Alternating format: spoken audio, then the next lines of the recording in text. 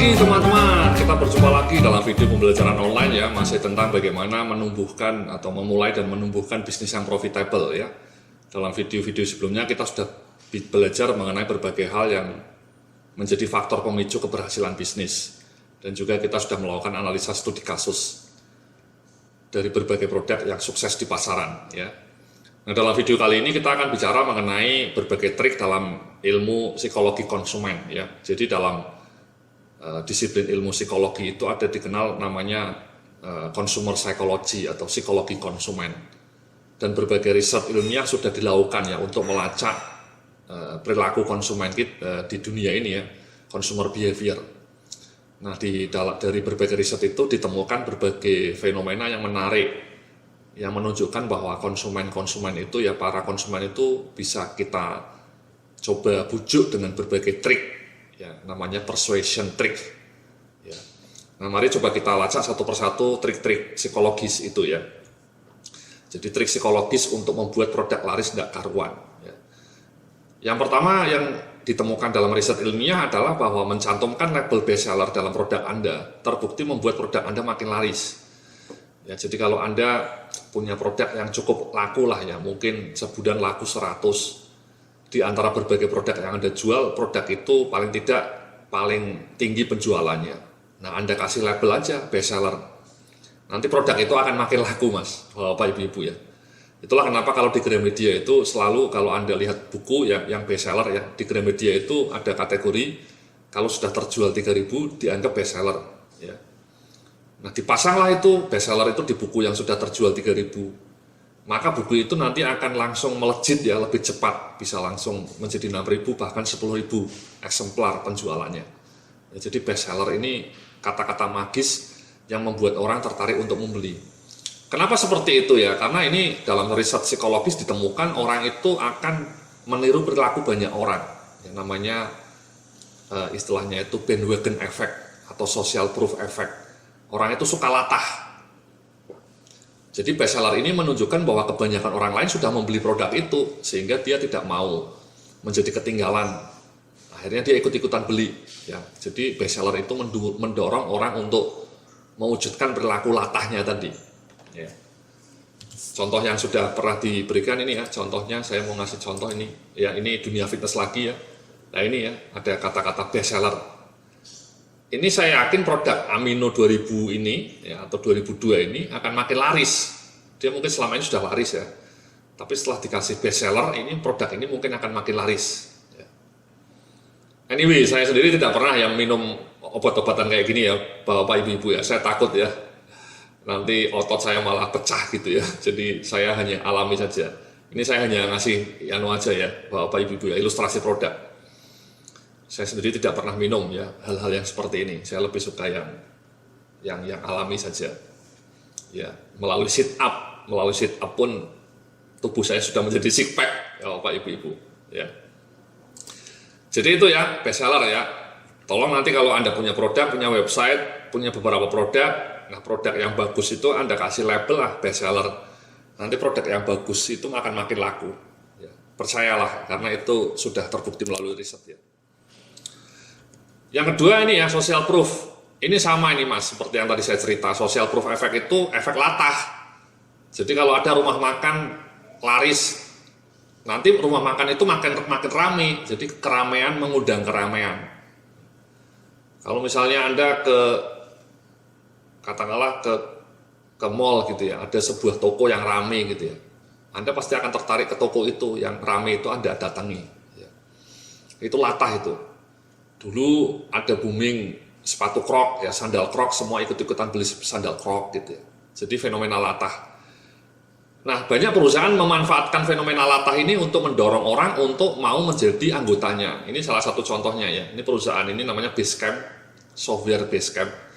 Dia di websitenya mencantumkan kata-kata ini ya. Minggu lalu ada 7.162 perusahaan yang sudah sign up untuk menggunakan Basecamp to manage their project. Today it's your turn. Ini kata-kata 7.100 ini kata-kata magis, kata-kata social proof. Luar biasa ya, sudah 1 minggu lalu sudah ada 7.000 perusahaan yang sign up. Banyak banget ya, ya sudah saya harus ikut-ikutan deh. Dia masanglah di sini. Itu namanya social proof. Ya. Saya juga pernah menggunakan ini ya di salah satu tulisan blog saya. Blog saya ini ya, saya cerita mengenai 3 alasan kenapa Anda perlu berlangganan email ya. Nah, ini di salah satu artikelnya saya nulis ini. Ya, ini namanya social proof effect ya. Saya menuliskan sejauh ini sudah ada 40.000 pembaca yang berlangganan via email dan RSS Google Reader. Jadi saya bilang sudah ada 40.000 orang yang bergabung menjadi anggota email kami gitu. Ini namanya social proof. Oh, sudah banyak ya yang berlangganan blognya Mas Yodia. Karena banyak saya harus ikut juga lah. Itu namanya social proof Bapak Ibu-ibu ya.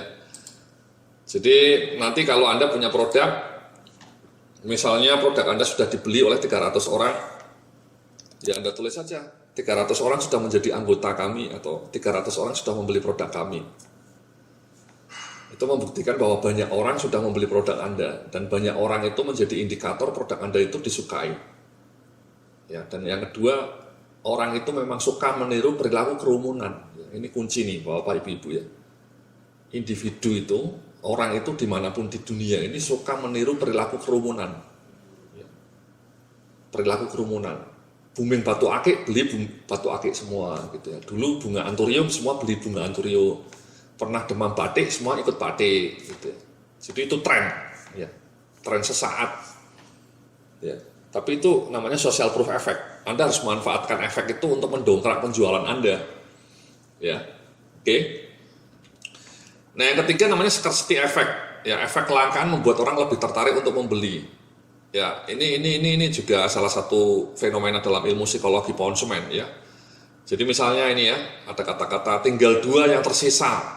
Itu menciptakan efek kelangkaan, Mas, Bapak Ibu ya. Tinggal 2 hari tersisa. Ya. Atau misalnya diskon ini hanya berlaku sehari ini gitu ya. Itu efek scarcity ya. Saya mau ngasih contoh efek scarcity lagi ini ya. Stok terbatas. Ini efek scarcity ini ya. Sudah dikasih bestseller ya, powerful, tiba-tiba ada tulisan stok terbatas. Itu sudah menciptakan namanya efek scarcity, efek kelangkaan. Dan terbukti melalui riset kata-kata stok terbatas atau tadi ya sisa stok tinggal 2 itu akan mendorong Anda untuk membeli, Mas ya, Bapak Ibu ya. Atau banyak produsen online itu yang ngasih diskon berlaku hanya 20 jam ya. Kemudian jamnya kelihatan gitu ya. Jadi mendorong orang untuk buru-buru membeli atau buru-buru membeli karena stoknya tinggal 2. Itu namanya efek scarcity, Mas. Atau kalau Anda misalnya punya produk jualan ya dikasih kata-kata aja limited edition ya, atau exclusive edition, hanya dijual 100 unit atau 100 potong gitu, atau 10 potong, itu akan cepat lakunya ya, itu namanya scarcity effect ya, scarcity effect ya. Nah, yang kedua, yang berikutnya price anchoring effect ya, harga coret, kalau bahasa kampungnya harga coret. Ini di Amazon ya, ini Anda lihat ya, harganya tadinya misalnya 17 US dollar dicoret menjadi 11. Ya, ini harga coret itu menciptakan kesan bahwa Anda dapat diskon yang signifikan ya. Ya, harga coret saya juga sudah melakukan ini ya. Contohnya ini. Ya, saya jualan produk. Nah, ini ya. Saya kasih anchoring price ya 2 juta ya, dengan investasi ya, macam-macam materinya, pelatihan SDM 10, hanya dengan investasi 2 juta. Saya coret 1 juta, saya coret 295.000 saja. Dengan penulisan kayak gini, saya menciptakan anchoring ya, jangkar ya. Jadi orang saya kasih patokan supaya anchoringnya itu 1 juta. Sehingga ketika menemukan angka 295.000 menjadi kesannya jauh lebih murah dibanding 1 juta atau bahkan 2 juta. Itu namanya anchoring effect ya, atau diskon. Jadi menjadi kelihatan efisien ya, itu namanya harga coret, Mas. Kalau dalam istilah psikologisnya price anchoring effect ya. Nah, yang kedua, yang berikutnya nih, reciprocity effect ini menarik ini. Calon pembeli akan cenderung membeli jika sebelumnya Anda memberikan hadiah atau bonus gratis kepada mereka. Ya. Ini namanya reciprocity effect. Inilah efek yang menurut saya dimanfaatkan banyak blogger-blogger dunia ya, untuk menciptakan kedekatan dengan audiensnya. Ya. Saya sudah memberikan contoh tadi dunia fitness ya. Saya juga memberikan itu ya, saya ngasih buku gratis ya.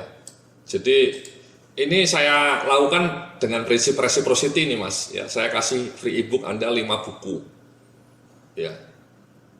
Nah, kenapa saya ngasih 5 buku seperti ini ya? 5 ebook yang bagus ya, yang sangat powerful. Anda hanya tinggal ngasih email ya. Kenapa saya mau bersusah payah menulis 5 ebook dan memberikannya gratis kepada Anda? Karena prinsip reciprocity effect Mas, Bapak Ibu-ibu ya. Kalau Anda nanti sudah mendownload buku ini, Anda kelak akan menjadi prospek saya, dan ketika saya jualan Anda kemungkinan besar akan membelinya Mas ya. Jadi calon audiens akan cenderung membeli jika sebelumnya Anda berikan hadiah atau bonus gratis kepada mereka. Itu namanya reciprocity effect. Jadi ketika Anda sudah saya kasih bonus, kemudian Anda berlangganan email saya, ketika nanti dalam email itu saya ngeblas ya, promosi, Anda akan lebih tinggi kemungkinannya untuk membeli produk saya dibanding Anda tidak kenal saya, tidak tahu diri siapa diri saya, dan tidak pernah mendapatkan apa-apa dari saya. Itu dia ya. Jadi ketika Anda mau jualan itu bangunlah reciprocity effect. Ini yang dilakukan oleh dunia fitness juga ya. Jadi mereka memberi banyak hal ya, artikelnya maut ngasih ebook gratis juga ya, download ini tadi. Karena prinsip reciprocity effect ini pemiliknya tahu ketika Anda sudah mendownload buku ini, nanti kemungkinan besar Anda mau membeli produk kami. Sama dengan saya tadi. Ketika saya sudah ngasih ebook seperti ini gratis, saya ya punya optimisme kemungkinan besar orang yang sudah mendownload dan berlangganan email saya akan jauh lebih tinggi kemungkinannya membeli produk-produk dari saya, Bapak Ibu. Ya. Itulah namanya reciprocity effect. Ya.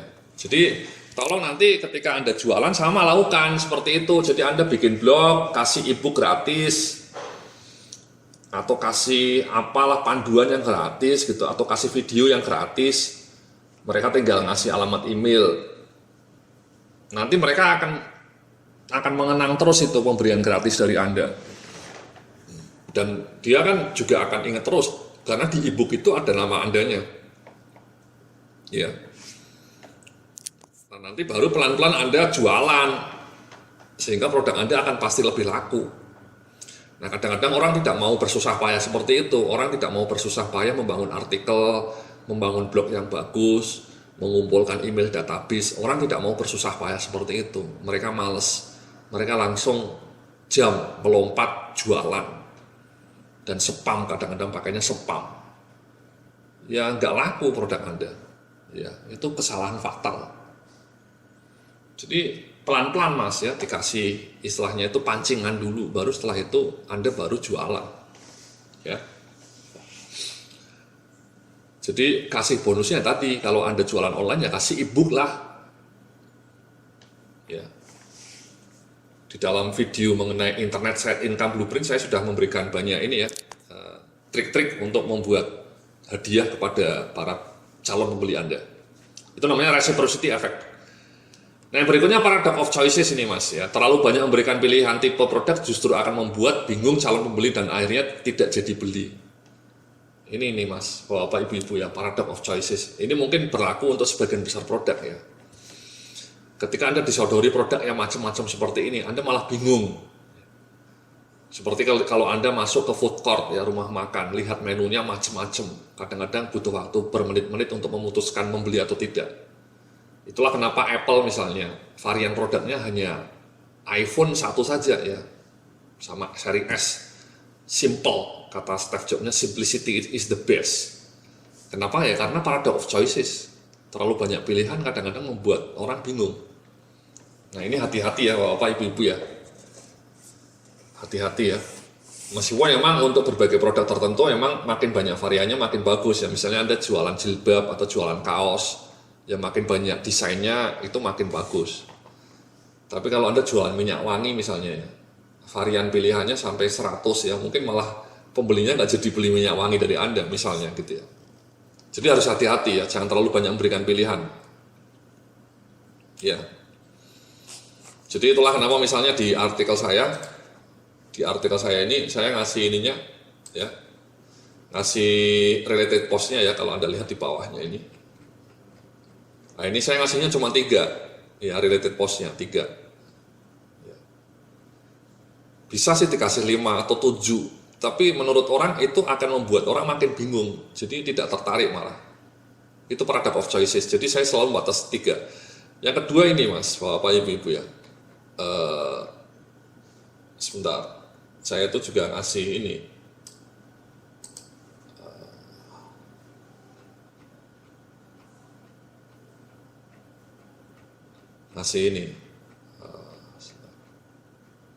nah ini ya, social plugin. Saya ngasih cuma 3. Bahkan beberapa peneliti mengatakan sebaiknya kasih 2 saja, tweet sama share. Bahkan berbagai blog luar negeri hanya ngasih 1, Facebook saja. Jangan 5, misalnya dikasih Google Plus, kasih Pinterest, kasih LinkedIn. Itu menurut survei terbukti makin banyak pilihan sharingnya, makin orang tidak mau men-share Mas, Bapak Ibu ya. Itu paradox of choices. Jadi kalau Anda mau ngasih plugin kayak gini, batasi 3 maksimal kayak punya saya ini. Bahkan kalau perlu 2 saja, tweet sama sharing, sama Facebook. Saya kadang-kadang melihat blog-blog punya beberapa orang itu sampai social plugin, ininya sharingnya sampai 7. Itu terbukti malah membuat orang tidak mau nge-share. Ya, jadi itu namanya paradox of choices. Oke. Nah, yang terakhir ini ya, konsistensi efek ya. Ketika dihadapkan pada banyak pilihan, orang cenderung akan memilih produk yang sudah menjadi langganannya. Ya, Anda di rumah pakainya Pepsodent mungkin dari dulu sampai sekarang bertahun-tahun, ya itu namanya habit. Sabunnya mungkin dari dulu sampai sekarang pakainya sabun Lifebuoy misalnya. Samponya dari dulu sampai sekarang mungkin pakai Sunsilk atau misalnya Clear. Kenapa? Karena Anda sudah habit, sudah malas mikir produk lain. Ya, itu namanya konsistensi efek. Sama ketika misalnya Anda selama ini bacanya berita detik, sepak bolanya detik ya. Kayak saya tiap pagi bacanya berita sepak bola saja, saya jarang baca berita politik. Ya sudah, tiap pagi saya membukanya ya detik.com ini, khususnya sepak bola. Saya tidak buka FIFA, tidak buka Kompas, terlalu banyak pilihan posting. Ya. Jadi saya hanya buka detik.com melalui smartphone saya. Itu namanya kebiasaan. Sama, mungkin mudah-mudahan orang-orang punya kebiasaan untuk membaca blog saya ya, karena saya selalu update tiap hari Senin. Jadi orang tiap Senin datang ke blog ini, bukan ke blog orang lain gitu ya. Itu namanya konsistensi, ya, konsistensi efek. Nah, mudah-mudahan Anda bisa menciptakan satu website yang membuat orang konsisten datang ke website Anda atau ke produk Anda, seperti Pepsodent ini, produk legendaris. Ya. Jadi itulah ya beberapa trik psikologi yang sering muncul ya. Jadi namanya trik psikologis untuk membuat produk Anda laris tidak karuan. Ya. Itulah segmen terakhir dari kita ya, mengenai bagaimana membangun bisnis yang profitable ya. Jadi sebelumnya kita sudah bicara mengenai macam-macam ya, mengenai produk yang akan dijual, potensi pasar, sekali lagi keunggulan produk, dan juga Anda harus punya resourcefulness ya, sumber daya yang kreatif untuk membuat Anda mau dan berani menjalankan produk Anda. Dan yang paling penting ya just do it ya, Bapak Ibu ya, setelah Anda belajar materi-materi saya ini ya just do it, langsung aja action, take action, jangan terlalu banyak mikir, nanti keburu pensiun.